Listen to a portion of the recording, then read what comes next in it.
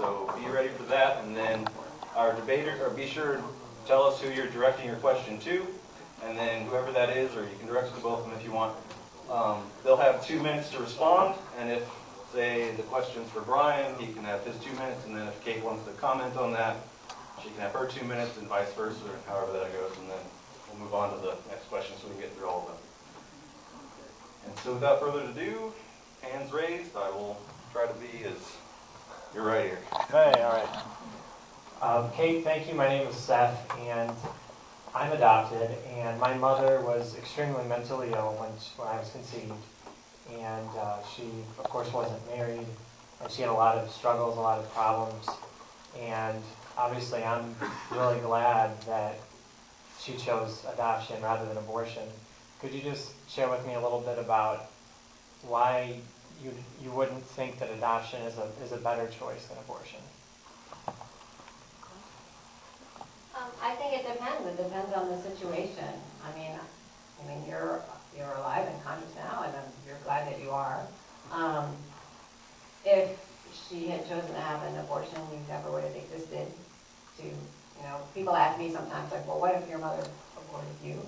Well, I would never have existed to feel bad about it. So I don't quite understand that point of view, but I think it really depends on the woman and the circumstance. There's the problem, of course, of just people. I mean, having so many people and overpopulation, I know, is something that a lot of people are concerned about. So at some point, you might have a problem of just there being too many people for adoption in general. But I think each circumstance is different. I think for some women, being able to give birth and have someone else bring up their child would be a blessing. For some women, I think it would be unbearable, worse even than killing their child.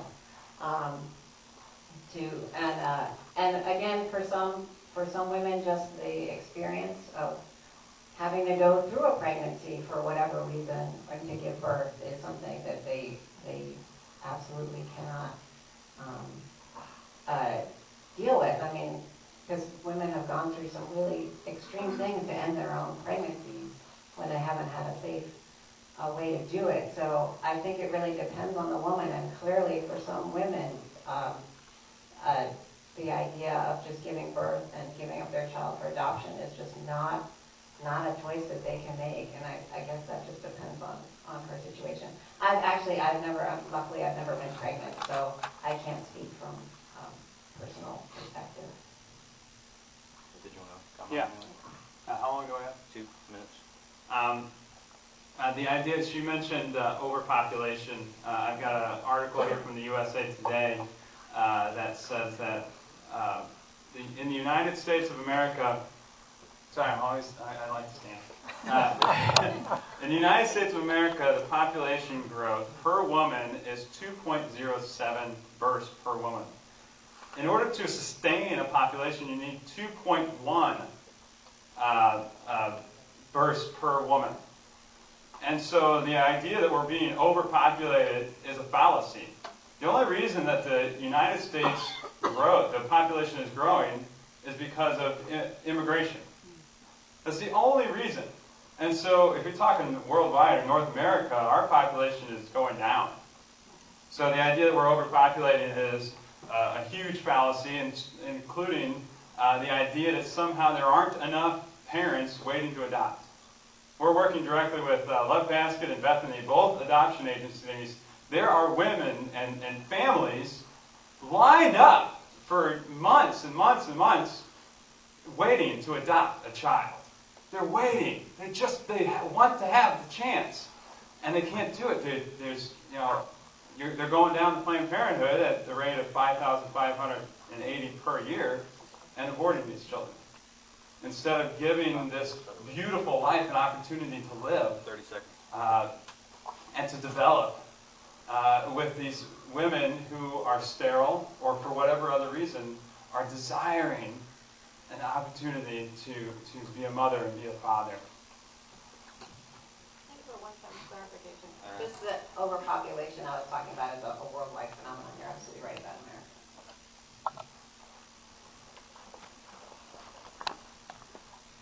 Thank you. I like to stand up too.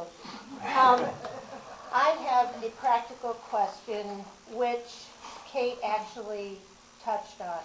I'm a criminal defense attorney. And when we started the war on drugs, as you know, because we gave a talk on that, Nixon started in the 70s. And there were approximately 500,000 people in prison in this country. Now there are 2.5 million. Now, you criminalize, we do live in reality. We don't live in this It's 30 bubble. seconds, so you can get to your question. How are we going to keep another 1.3 million, and that doesn't include the doctors and the nurses and possibly the husbands and the accessories? How is society going to sustain this huge criminal population? Is that a question for me or Kate? Kick it. I don't know, so I hope you. Oh, it's for me. Yeah. I'm unaware, or I don't know exactly what you're talking about, but I will take you at your word that, and I'm sure there is a huge growth of, the need for prisons. But the idea that, again, this debate is not about whether abortion should be illegal.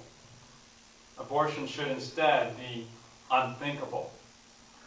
That us as a society should stand up and say, this is a human being just like you and me with value. You have value. Let's say we chop off your arm. Does that make you any less valuable now that you have no arm? It's all about the human value. And our natural law claims that if you kill someone or something, that's wrong. And we know, again, maybe I'll address this to the audience and also to Kate. If life does not have value at the moment of conception, if it's not a human being, then what is it? And when do we get value? Is it at birth? Well, what about a week before birth? What about 2 weeks before birth? What if that's a premature birth? What about then? And so, to get back to your question, we're not here to criminalize abortion. 30 seconds. We're here to make it unthinkable and offer alternatives. And that's what we do as part of the 40 Days for Life campaign, is to be out there and offer alternatives for women and give them a place to go. I'm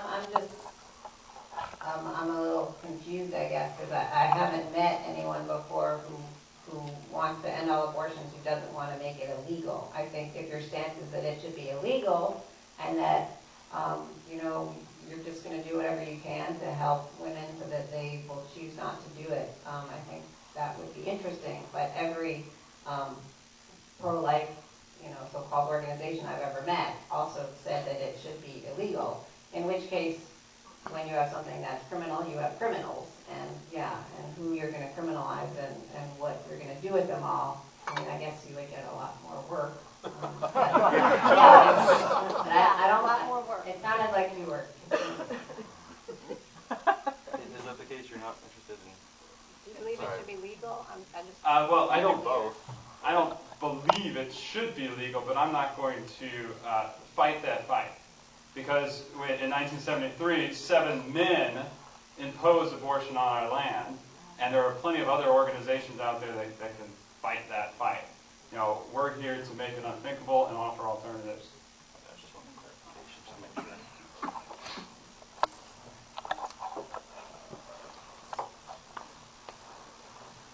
Ryan, you say that abortion kills another human being, therefore it's wrong, but that sentence at first, it seems right, but then you think about, that would make, even wars we all agree are just, like World War II, wrong. That would mean it's wrong to kill if it's the only way to save your life. And I think this gets at an important point, which is that we need to see what's actually wrong about abortion as opposed to just define it into being wrong. If you take a zygote, you could call it a ball of cells or you could call it a baby. And most of the time when we talk about a ball of cells, that's not something we give immense value to. And most of the time when we talk about a baby, we give immense value to it. And so I don't think it makes sense to, just assign a would and because of that make it wrong. So I want to hear from you what the substance of the case is.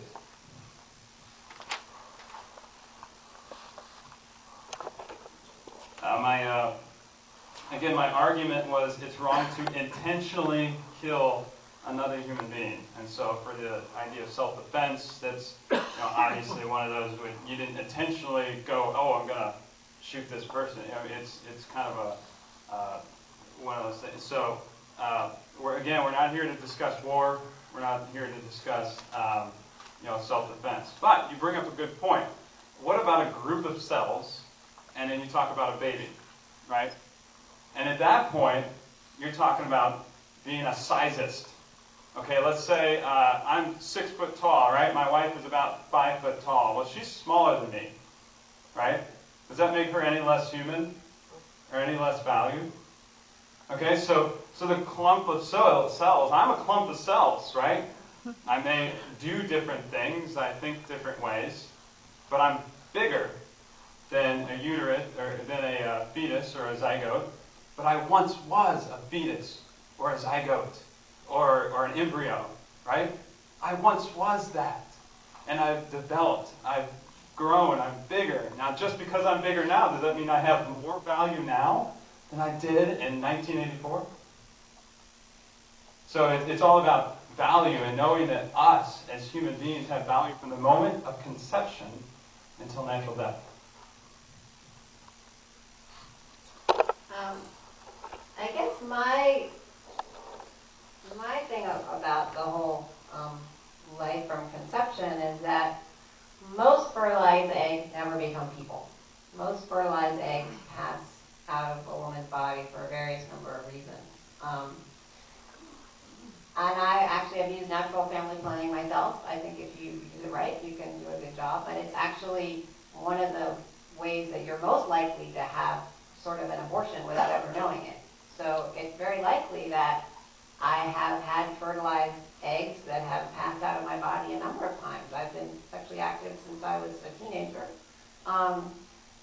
So I could choose to see life as this giant tragedy in which horrible deaths are going on all the time and perhaps going on all the time out of my own body. But I don't see why I should choose to believe that I'm living in this world of constant tragedy when science and logic and philosophy and lots of other religious traditions have disagreed with that idea of life from the beginning of conception and that menstruation is murder. That doesn't make sense to me. And I think really one of the fundamental problems of this debate is it's some kind of unconscious thing that some people just believe that life begins at conception and they can't even really explain it, and some of us just don't, and we even can't really explain it. And unfortunately, I think it's almost maybe some kind of emotional divide or something.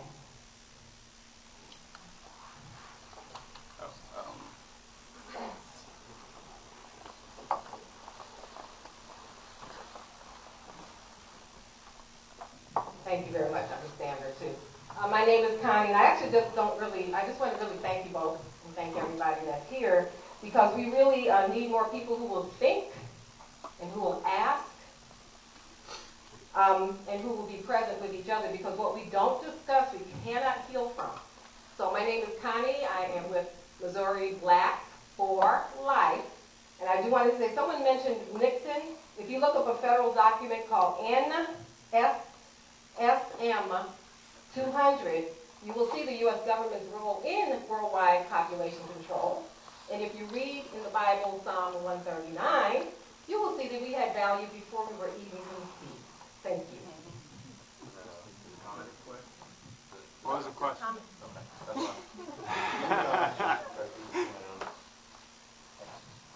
Hi, Kate. This is for you. Thank you again, both. In our country, the underlying principle of our sense of justice, I think, is simply this: you get the benefit of the doubt. In our criminal justice system, it's innocent until proven guilty. In our social justice system, it's you were born there, you live there, but you're not destined to stay there, so we'll help you get out of it. just picking an arbitrary period, an embryo that's 4 weeks old. Kate, just explain to me why you wouldn't think to give it the benefit of the doubt that it might be life, because the science is so unsettled.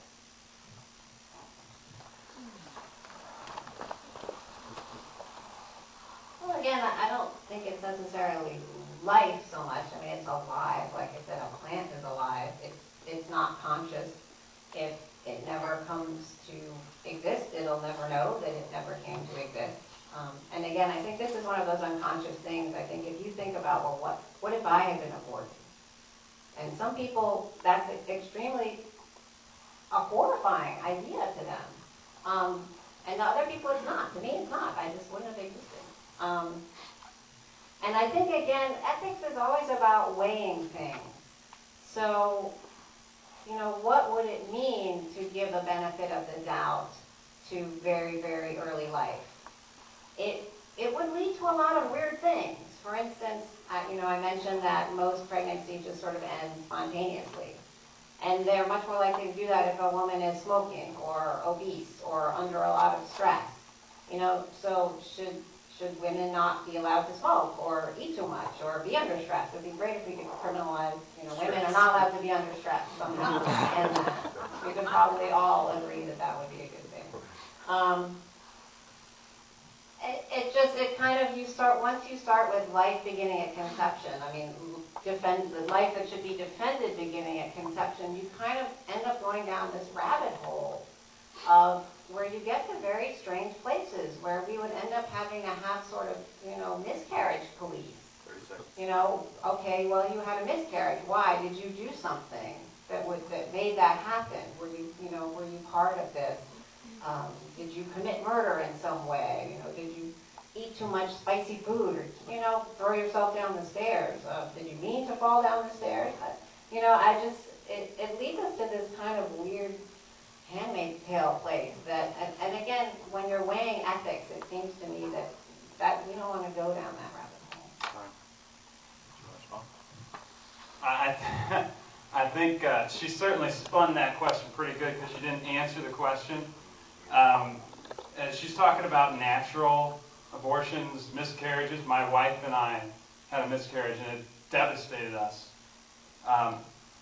And so the fact that naturally women are conceiving children and they don't implant is a natural process. We're not talking about natural processes. We're talking about intentionally taking the life of a child because simply they're inconvenient because of whatever situation we're in. And I'd like to stress that women who go to the abortion clinic feel they have no freedom and no choice. They believe that this is the only choice that they have, and they're not offered an alternative inside. But instead, we're standing outside trying to offer alternatives. As they walk in, they take all the information about all the alternatives. They take it away from the girls. Is that right? No. And so, again, life starts at conception because of metabolism, because of growth, because they react to stimuli, and because they have they take 2 sets of 23 chromosomes, creating a human being coming from human beings. So 2 human beings make what? Another human being. 2 cats make what? Another cat. And so, and that's called the Lewis Pastel principle. All life comes from pre-existing life. Each being basically oaks come from acorns, and adults come from fetuses.